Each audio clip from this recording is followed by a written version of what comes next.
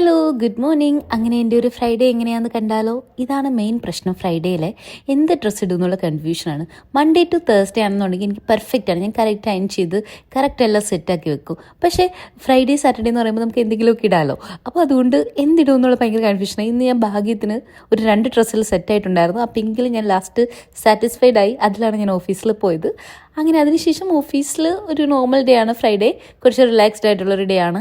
അതെല്ലാം കഴിഞ്ഞ് ഓഫീസിൽ നിന്ന് വന്നു കഴിഞ്ഞാലും ഈ ഒരു ഡേ ഫ്രൈഡേ സാറ്റർഡേ എന്നൊക്കെ പറയുമ്പോഴത്തേക്ക് വീക്കെൻഡ്സ് എൻ്റെ ഒട്ടും പ്ലാൻഡ് ആയിരിക്കത്തില്ല, അൺപ്ലാൻഡ് ആയിരിക്കും. ഒന്നും ചിട്ടയിലുള്ള ജീവിതമായിരിക്കത്തില്ല. ബ്രേക്ക്ഫാസ്റ്റോ കറക്റ്റ് കാര്യങ്ങളോ അങ്ങനെ ഒന്നും ഉണ്ടാവില്ല. ഇന്ന് കണ്ട് ഞാൻ ബ്രേക്ക്ഫാസ്റ്റ് ഉണ്ടാക്കിയിട്ടില്ല. ഭയങ്കര ലേസി ഡേ ആയിരുന്നു ഇന്ന്. വന്നതിന് ശേഷം ഇത് തന്നെയായിരുന്നു. കുറേ നേരം അവിടെ ഇവിടെയൊക്കെ നിന്നു.